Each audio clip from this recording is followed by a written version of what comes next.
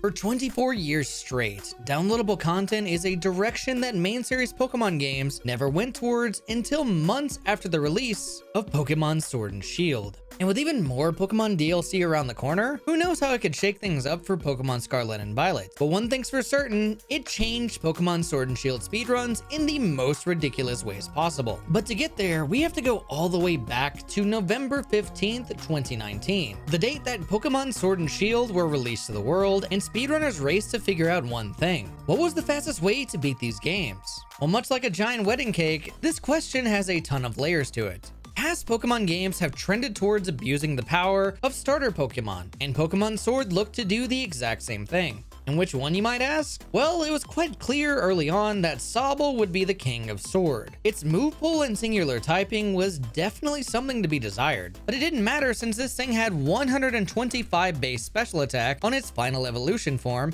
and hits like a cannon. A hydro cannon to be exact. One of the most powerful water moves in all of Pokemon, sitting at a 150 base power, but with the drawback of having to charge up the turn after you use it. But even with that being the case, Hydro Cannon still became very useful in finishing off Pokemon that barely missed dying to Inteleon's other moves. Moves like Water Pledge, Icy Wind, and Rain Dance clear out problems presented by every single gym leader and their rematches later on. Even the first gym leader, Milo, the man who resists our moves the most with his grass types, is no match for a Dynamax Drizzile. But what about Pokemon Shield? Does it use a different starter or a new Pokemon altogether? Well, yes, to both actually.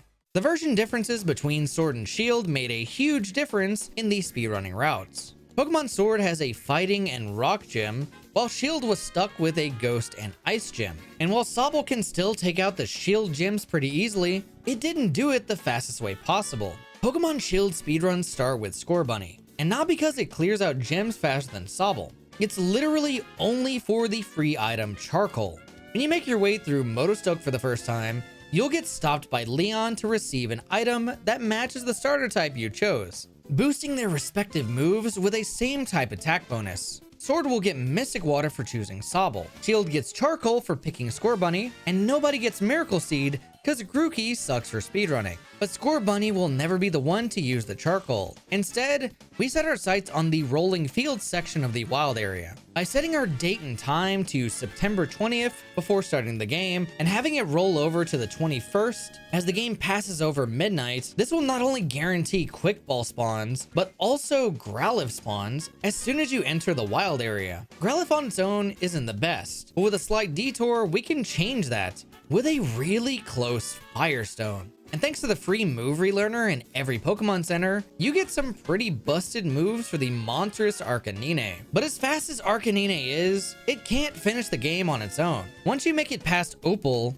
we take a detour into the Dusty Bowl section of the wild area, but not before saving the game and changing the date so as to not get bombarded by Sandstorm. Clearing out the sandy terrain brings out another monstrous Pokemon, Drillbur. Drillbur evolves into Excadrill, which is arguably one of the most powerful Steel-type Pokemon to ever exist. And it makes for a fantastic speedrun Pokemon for multiple Pokemon games, including Shield.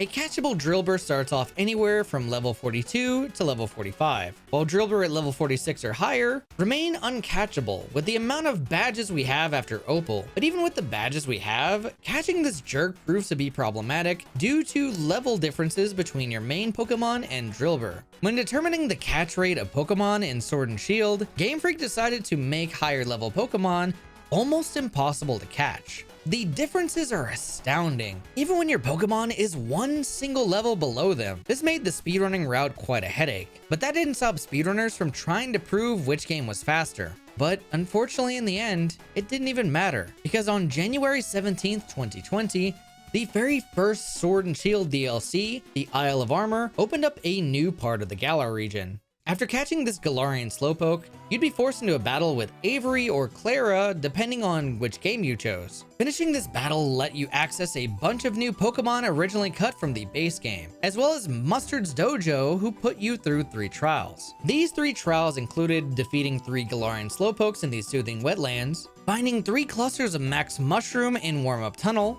and once again beating up your new rival friend, which earns you a free Cubfu, the new mascot legendary Pokemon of the Isle of Armor. The story quest itself is pretty neat, and even created a 6 speedrun category where you take Cubfu around the island to get it ready to evolve. Before the Crown Tundra DLC existed, you would start off by beating up some Wild Blissey for EXP, obtain high enough levels for a final fight with Mustard, and get rewarded with its evolved form, Urshifu, in the Tower of Two Fists. There's even a speedrun category where you skip everything this man's trying to set up for you and straight up release Cubfu. And it's quite funny, skipping out on about 90% of the content since you don't have to bond with Cubfu, and takes you directly to the final fight with Mustard, saving you a whopping 13 minutes. It's a hilarious ending, but man is it depressing and anticlimactic. Just like when you're not subscribed to the channel and want more cool videos on Pokemon speedrunning. But as awesome as these Cubfu speedruns are, they're not the main categories of Pokemon Sword and Shield. 80% speedruns are defined as beating the game as fast as possible under any percentage of completion. But with the patches that came alongside the DLC for Isle of Armor, this made that goal no longer as possible as it used to be. Because for the first time in Pokemon speedrunning history, Game Freak unoptimized their game by making it slower to enter the bag and even enter buildings due to lag, losing speedrunners up to an estimated 1 minute and 30 seconds. To some, this might not seem like a big deal, but imagine how speedrunners felt when an updated patch was forced on you at a price you didn't expect. And I'm not talking about the price tag. I'm talking about the extra 1 minute and 30 seconds of lag that you can't get rid of since the Nintendo Switch doesn't support downpatching games to an older patch. And now with this giant setback that you can't avoid, the time speedrunners spent beating one of their favorite Pokemon games as fast as possible felt like it was for nothing. This unfortunate patch came at a moment where speedruns were getting closer and closer to times under 4 hours, crushing the motivation of anyone striving for a world record finish. Slowly, the Pokemon Sword and Shield leaderboards became dormant, a shadow of their former selves, all because of a silly lag problem. And as of the release day of this video, it's a problem that still hasn't been fixed, and likely never will. But instead of fixing the lag issue, there was another solution offered by a stronger, more powerful DLC that came after 4 brutal months of waiting. When the Crown Tundra came out, it made the games feel more complete, and gave us even more speedrunning categories to gush over, like completing the Galarian Star Tournament. Beating the Galarian Star Tournament is arguably one of the few ways I would define a 100% story completion of a Pokemon game. Because in order to unlock the Galarian Star Tournament, you have to beat the game's main storyline, the original postgame, the Isle of Armor, and finally the Crown Tundra storyline to completion. We've already covered the base game and Isle of Armor stories, but the original postgame is boring. You have to go on this weird quest to stop a Dynamax outbreak inside of a few gyms, meet up with these 2 weirdos named Shieldbird and Swordard, and finally catch one of these Sword and Shield box art legendaries, Zacian or Zamazenta, depending on which game you picked. The postgame is quite a drag to say the least, but the Crown Tundra story, on the other hand, is one that I love dearly. Completing the Crown Tundra story requires catching the original Regitrio, one of the brand new Regis between Regieleki or Regidrago, all the new Cantonian legendary bird forms, and finally catching Calyrex to wrap it all up. Once this giant list of requirements is finished, you get a call from Leon telling you about the Galarian Star Tournament. This tournament has you face off against 2 teams of gym leaders and the final team of Raihan and Leon for the tournament championship. Their teams are pretty stacked too, getting all the way up to level 80. While it's quite the long journey, it's a very cool speedrun category that really stands out on its own. And speaking of things that stand out on their own, the Crown Tundra DLC brought more than just cool categories. In fact, it was one that forced yet another leaderboard split because of one feature. You see, I left one crucial detail out of the equation. We've talked about the Drillbur Arcanine route, we've talked about the Sobble route, and we talked about how the Isle of Armor patch obliterated their potential in the any percent speedruns. But what I haven't talked about is Dynamax Adventures. That's right, the feature that lets you and up to 3 other players venture into a cave called a Pokemon Den, pick between 4 random rental Pokemon, and battle your way through 3 separate Pokemon paths, eventually leading up to a battle with a legendary Pokemon. Normally, this is just a fun, challenging multiplayer thing that you can do with friends to get shiny Pokemon at increased odds. But what if I told you spending time in this cave had much faster speedrunning potential than the speedruns that happened before the DLCs came out? All you have to do is get to Motostoke as fast as possible by picking Sobble. Once you get past the Team Yell fight at the hotel in Motostoke, you'll get access to Fly, letting you zoom quickly back to the train station, where you'll have to catch a Galarian Slowpoke to access the Crown Tundra station, and what's waiting for your level 12 Sobble is a fight with Peony's level 70 Capraja. Ain't no way you're winning this fight, but luckily, you don't have to.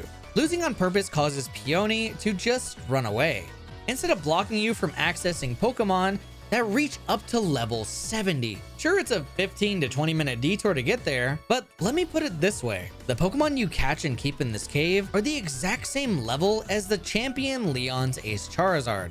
Nothing in the main storyline even comes close to this level. And compared to regular any % speedruns without DLC, you're saving a stupid amount of time from level up text, setting up for fights, and dealing with the threat of Eternatus, since you can just spam one move like a child playing their first Pokemon game. Pokemon Sword any % without DLC finishes Milo at 58 minutes, but the faster speedrun with DLC finishes Milo at 1 hour and 10 minutes. This is a huge gap of time, but the DLC speedrun still manages to eventually surpass the non-DLC speedrun by the time it reaches the 7th gym leader, Pierre's. And that's how ridiculous the DLC is. Some might think this is a cheap way to victory, but for the price tag of $29.99, I'd argue otherwise, especially since this method of speedrunning was what Sword and Shield speedrunners needed for times under 4 hours. On April 25th, 2021, Pokemon speedrunner Humas DS was gunning to be the first person in the world to achieve the goal of a sub 4 hour Pokemon Sword speedrun. Much like how I explained above, Hum picked up Sobble, got access to Fly, died to Peony, and headed into the Dynamax Adventures cave in about 46 minutes. Because of how the Pokemon dens are set up, you have a limited amount of time to pick your path, to face a random Pokemon of your choice. Usually the goal is to pick one of 2 Pokemon you see at the beginning of your path, but Hum spotted something insane out of the corner of his eye. Wait. Normally a Pokemon beyond the first path is just not worth going for, but Hum knew what he was doing and picked the path leading him to the Pokemon that was destined for a spicy world record, Crocodile. Crocodile is normally nothing special, but for Dynamax Adventures Pokemon, this thing is considered to be the best of the best. And with his Crocodile defeated, caught, and obtained, the goal was now to die as fast as possible. When you reach a total of 4 deaths between you and your teammates, you're immediately kicked out of the Dynamax Den, which is infinitely faster than fighting almost any legendary Pokemon waiting at the end of it. This took a little bit of time for Hum, but once he was kicked out, he immediately went over to the stat screen to make sure he had good enough stats for speedrunning, because even though you're incredibly over-leveled, stats still make a difference. But luckily for Hum, Dynamax Adventures Pokemon can get up to 3 or 4 perfect IVs, but they'll be assigned randomly just like the nature. Hum happened to be lucky enough to get some solid stats and immediately flew back to the Pokemon Center in Motostoke, buying a couple of X attacks, but more importantly, access to the move relearner to obtain the moves Earthquake and Thrash. Pokemon Sword and Shield are filled with a ton of low-level trainers with sometimes only 2 Pokemon on their team. And this is where Thrash saves a ton of time, since Thrash locks you into the move for a guaranteed 2 turns. Whereas Earthquake is a stupidly powerful spread move that becomes important for dealing with double battles. And this game introduced a lot of them. From here, Hum proceeded to avoid moves that trigger How's text box that show up after using a super effective move, and obliterated most gym leaders without a single setup move. In fact, the only gym you needed to set up with are 2 of them, the 7th gym leader Pierre's and the final gym leader Raihan. Raihan's gym, however, is the only real problem, but quick balls make it so that you can catch a high-level partner Rufflet that won't get hit by earthquakes. But other than that, nothing was really scary for Hum to deal with. It just lined up for him until the final battles of the game. By the time he had split on Raihan, he knew he was on pace for the first ever sub 4-hour speedrun of Pokemon Sword and Shield. Oh my god. Every gym rematch was a breeze, every trainer battle was easy, and by the time he'd gotten to Eternatus, he knew only a few more things stood in his way. Chairman Rose requires one turn of setup with an X attack that gives him a single turn to hit you, and if he does, this will either force you to heal for the Eternatus fight or crit you with a Mega Horn, killing your run. But instead of any of that, Boom got exactly the luck that he needed. Rose greedily went for a Swords Dance, sealing his fate for good. And with that, it was now on to Eternatus for a nice one-shot victory with Earthquake on the small one and a few Darkest Lariats on the Master Hand one. With Eternatus defeated, you would now be forced into catching the Insane Legendary. And once caught, Eternatus becomes one of your best tools for one-shotting Leon's Pokemon. It's very possible to do this with Crocodile, but Eternatus wouldn't need as much setup, and would give Whom a safer opportunity for the first ever sub 4-hour time. And while he did contemplate the risky strategy, he eventually decided on a safer Eternatus fight and switched it to the front of his party. I think it's just better to swap. Assuming no crit at best, it's basically the same fight. One turn to X speed and one turn to X special attack. These were the only turns separating him from the sweet embrace of victory. The fight started off perfectly, giving Whom a completely free setup. He then proceeded to Dynamax Cannon everything that wouldn't be a range, followed by a flamethrower on Leon's Rillaboom, and met Leon's infamous Charizard head on with a Dynamax Cannon to finish it all with a bang.